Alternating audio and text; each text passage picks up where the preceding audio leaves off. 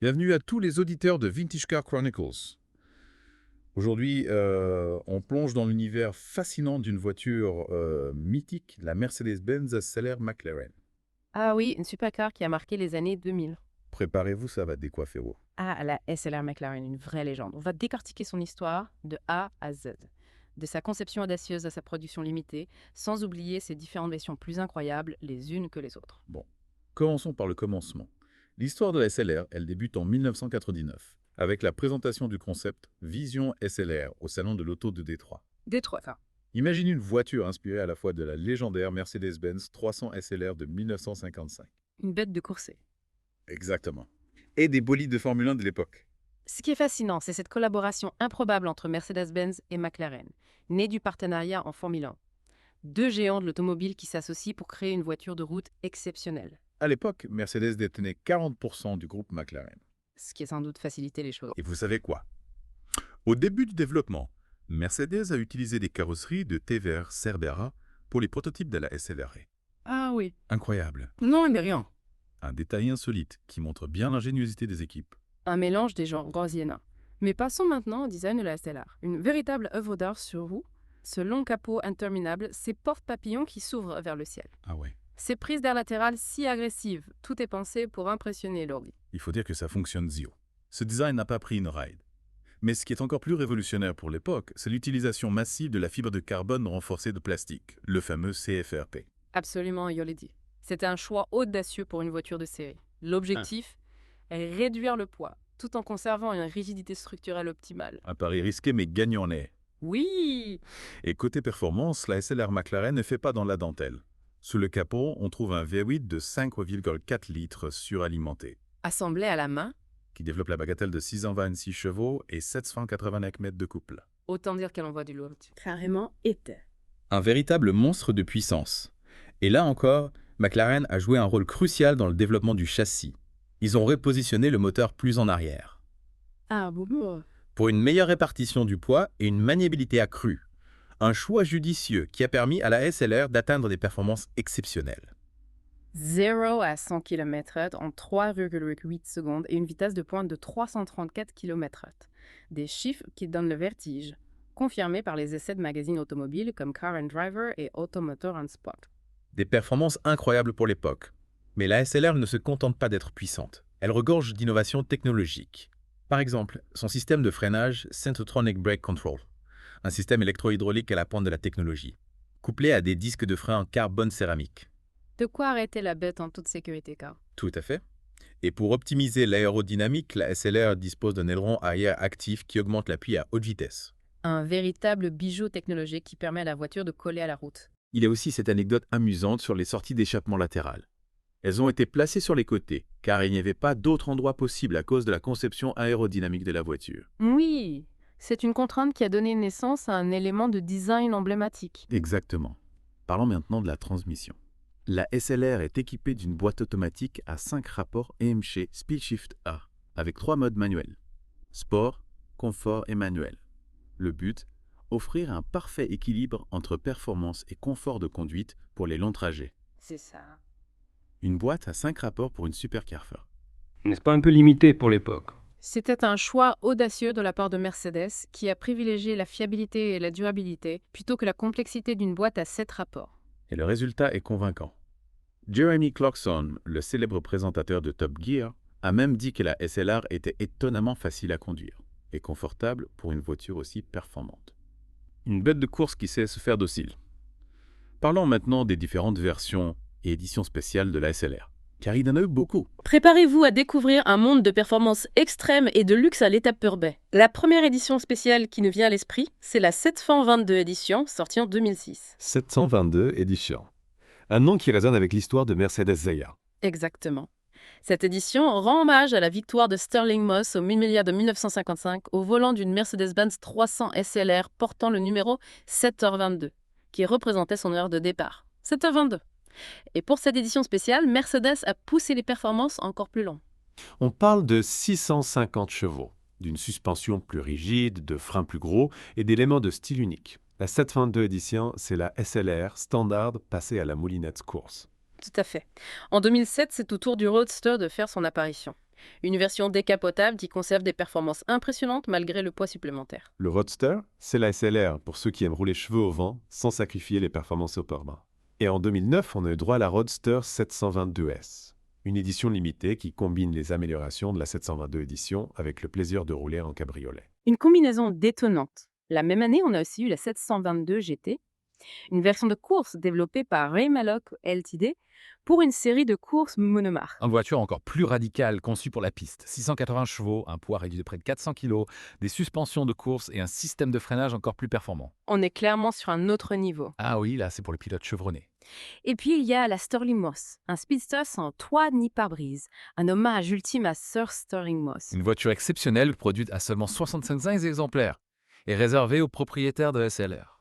La Sterling Moss est le summum du style rétro et de la performance. Exactement. Et pour ceux qui souhaitent personnaliser leur SLR, McLaren Special Operations propose plusieurs programmes, comme la McLaren Edition qui inclut des modifications des carrosseries, des améliorations de la direction et des suspensions, ainsi qu'un nouvel échappement sport en titane. Et il y a aussi le programme SLR by MSO, qui permet aux propriétaires de choisir parmi une large gamme d'options de personnalisation. On peut modifier l'aérodynamique, la peinture, l'intérieur, et même améliorer les performances de la voiture. Absolument. En 2022, on a eu la HDK, une édition ultra limitée inspirée de la 722 GT et vendue à un prix exorbitant. Une SLR encore plus exclusive et performante, avec des modifications inspirées de la version de course. On comprend mieux pourquoi la SLR McLaren fascine autant, mais on va s'arrêter là pour le moment. On se retrouve dans la deuxième partie de notre deep dive pour explorer encore plus en profondeur cette supercar légendaire. A tout de suite, et puis la deuxième partie de notre exploration de la Mercedes-Benz SLR McLaren. Vous êtes toujours là, parfait. On va plonger un peu plus profond sous le capot de la bête. On a parlé de son V8 suralimenté de 626 chevaux, mais j'aimerais bien qu'on revienne sur son développement. Quel était le rôle de McLaren dans tout ça?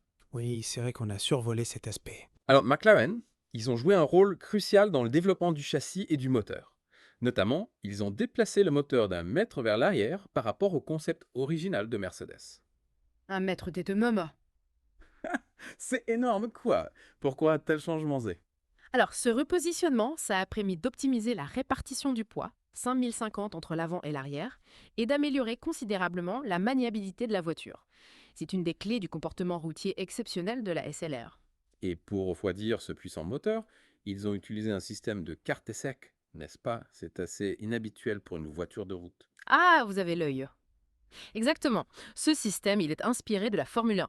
Il permet de baisser le centre de gravité du moteur et d'améliorer sa lubrification. Et puis on parle d'un compresseur volumétrique de type Lichholm, qui tourne à 23 000 tours par minute. C'est une véritable prouesse technique. 23 000 tours minute. Pas de port de métier. T'as, j'imagine, le bruit que ça doit faire. Ah oui? Et la comprimée est ensuite refroidie par 2 refroidisseurs intermédiaires, c'est bien ça. Oui, ce qui permet d'optimiser les performances du moteur en augmentant la densité de l'air admis. On a donc une voiture qui est à la fois puissante et technologiquement très avancée. On a parlé des performances, parlons maintenant des freins, car il faut bien pouvoir arrêter cette bête de course lancée à plus de 300 km/h. La SLR est équipée de freins en carbone céramique, une technologie révolutionnaire à l'époque. Absolument. Ces freins offrent une puissance de freinage exceptionnelle et une résistance à l'évanouissement bien supérieure aux freins en acier traditionnels. Mercedes-Benz affirme même que ces disques peuvent supporter des températures allant jusqu'à 1200 degrés Celsius. Incroyable, eux. 1200 degrés, oui. Impressionnant. Oui. Et pour les plus curieux, les disques avant, ils mesurent 370 mm de diamètre et sont équipés d'étriers à 8 pistons. À l'arrière, les disques font 360 mm de diamètre avec des étriers à 4 pistons. De quoi garantir un freinage puissant et endurant. Et en cas de pluie, les étriers effleurent automatiquement la surface des disques pour les garder au sec, ce qui garantit une efficacité de freinage optimale en toutes circonstances. Un système ingénieux. Oui, Parlons maintenant de l'aérodynamique, un élément clé de la performance de la SLR. Son aileron arrière actif, il se relève automatiquement à partir d'une certaine vitesse pour augmenter l'appui. Oui, et le conducteur peut même choisir de relever l'aileron à un angle plus important pour un appui encore plus important, au détriment d'une augmentation de la traînée. La SLR a également un soubassement plat et un diffuseur arrière pour optimiser l'écoulement de l'air et améliorer encore l'appui aérodynamique. Oui, on se rappelle cette anecdote amusante sur les sorties d'échappement latérales. Placée ainsi à cause de la conception aérodynamique de la voiture. Une contrainte qui a donné naissance à un élément de design emblématique. Exactement. Passons maintenant à la transmission. La SLR est équipée d'une boîte automatique à 5 rapports IMG Speed Shift Air avec 3 modes de conduite, sport, confort et manuel. Oui, 3 modes pour s'adapter à toutes les situations de conduite. Exactement. Le mode sport, pour une conduite dynamique au quotidien, le mode confort pour plus de douceur et le mode manuel pour prendre le contrôle total de la boîte de vitesse via les palettes au volant. Exactement. Et rappelez-vous, Mercedes a choisi une boîte à 5 rapports plutôt qu'une boîte à 7 rapports plus complexes pour privilégier la fiabilité et la durabilité. Un choix qui a pu surprendre à l'époque, Oui. mais qui s'est avéré judicieux. La SLR affiche des performances exceptionnelles avec un 0 à 100 km/h en 3,8 secondes et une vitesse de pointe de 334 km/h. Des chiffres qui donnent toujours le vertige aujourd'hui. Et malgré ses performances de supercar, la SLR est capable de se montrer docile et confortable quand il le faut. C'est une vraie GT, une voiture capable de vous emmener loin et vite, tout en vous offrant un confort de conduite exceptionnel. On va maintenant explorer les différentes versions et éditions spéciales de la SLR, car il y en a eu beaucoup. Accrochez-vous, on entre dans un monde de performance extrême et de luxe à l'état pur. On commence par la 722 édition, sortie en 2006. Une édition qui rend hommage à la victoire de Sterling Moss au 1000 millas de 1955 au volant d'une Mercedes-Benz Croissant SLR portant le numéro 722. Le 722, c'est bien l'heure de départ de la course, 7h22 du matin. Exactement. Et pour cette édition spéciale, Mercedes a poussé les performances encore plus loin. On parle de 650 chevaux, d'une suspension plus rigide, de freins plus gros et d'éléments de style uniques. La 722 édition, c'est la SLR standard sublimée. Et en 2007, c'est au tour du Roadster de faire son apparition. Une version décapotable qui conserve des performances impressionnantes malgré le poids supplémentaire. Le Roadster, c'est le plaisir de rouler cheveux au vent sans sacrifier les performances de la SLR. Et en 2009, on a eu droit à la Roadster 722S, une édition limitée qui combine les améliorations de la 722 édition avec le plaisir de rouler en cabriolet. Une combinaison qui a dû faire des heureux.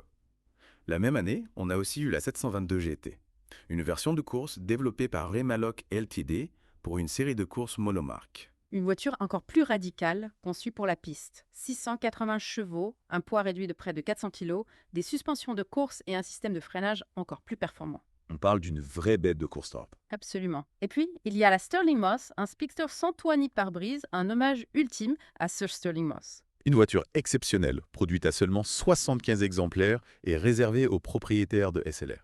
La Sterling Moss, c'est un concentré de performance et de style rétro. Et pour ceux qui souhaitent personnaliser leur SLR, McLaren Special Operations propose plusieurs programmes. On a la McLaren Edition qui inclut des modifications de carrosserie, des améliorations de la direction et des suspensions, ainsi qu'un nouvel échappement sport en titane. Et il y a le programme SLR by MSO qui permet aux propriétaires de choisir parmi une large gamme d'options de personnalisation. On peut modifier l'aérodynamique, la peinture, l'intérieur et même améliorer les performances de la voiture. En 2022, on a eu la HTK, une édition ultra limitée inspirée de la 722 GT et vendue à un prix exorbitant. La HTK, c'est la SLR ultime, encore plus exclusive et performante que les autres versions. On a vu qu'au cours de sa carrière, la SLR McLaren a été déclinée en de nombreuses versions et éditions spéciales, chacune plus exclusive et performante que la précédente. Exactement. C'est ce qui fait de la SLR une voiture aussi fascinante. Avant de passer à la troisième et dernière partie de notre deep dive, on peut déjà dire que la SLR McLaren est une véritable icône automobile. Absolument. On se retrouve dans quelques instants pour explorer son héritage et comprendre pourquoi cette voiture continue de fasciner autant d'années après sa production. On se retrouve pour la troisième et dernière partie de notre deep dive sur la Mercedes-Benz SLR McLaren. On a déjà pas mal parlé de la voiture, son histoire, ses performances incroyables, ses différentes versions. Oui, on a vu beaucoup de choses, mais il reste encore quelques points à aborder, non? Tout à fait. On va parler de son héritage, sa place dans la culture populaire, et on va essayer de comprendre pourquoi elle continue de fasciner autant, même après toutes ces années. Exactement. La SLR McLaren, elle a vraiment marqué les esprits, c'est indéniable. Oui, c'est clair. Et pour commencer, on va revenir sur un point important, sa production limitée. Ah oui. Mercedes, ils avaient initialement prévu d'assembler 300-500 exemplaires, mais au final, seulement 257 SLR McLaren ont vu le jour. Ce qui en vrai est une voiture assez rare. Oui. Et donc très recherchée par les collectionneurs. Tout à fait. La SLR McLaren a tous les ingrédients pour devenir une voiture de collection très prisée. Son design intemporel, ses performances exceptionnelles et son histoire riche en collaborations prestigieuses. C'est sûr, ouais.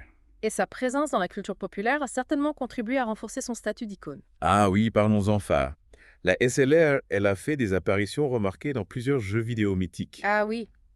Lesquels, par exemple, Lacio? Je pense notamment à Gran Turismo, la référence des jeux de simulation automobile, Oui, bien sûr. et Need for Speed, célèbre pour ses courses endiablées. Exactement. Voir la SLR McLaren dans ces jeux vidéo, ça a permis à un public plus large de la découvrir, de rêver de la piloter un jour. Et puis, il y a eu ses apparitions dans des films, des séries télévisées. Ah oui, la SLR, elle a souvent été choisie pour représenter le luxe et la performance à l'écran.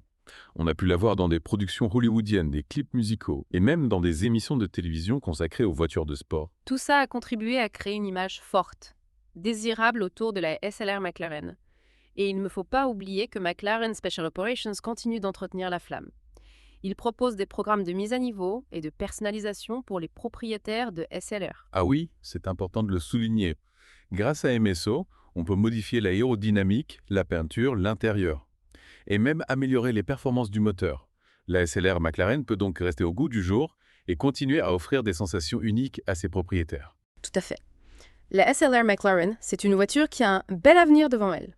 Malgré la fin de sa production en 2009, elle a marqué l'histoire des supercars et elle continue de fasciner les passionnés d'automobile du monde entier.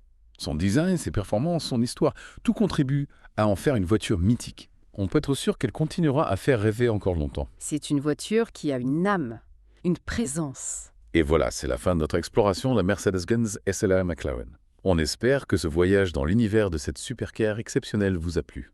Merci de nous avoir suivis pour ce deep dive. Chers auditeurs de Vintage Car Chronicles, n'oubliez pas que c'est un rendez-vous quotidien pour votre dose de passion automobile. On vous donne rendez-vous très bientôt pour une nouvelle plongée dans l'histoire automobile. D'ici là, roulez prudemment. Et surtout, continuez à vivre votre passion pour les voitures anciennes.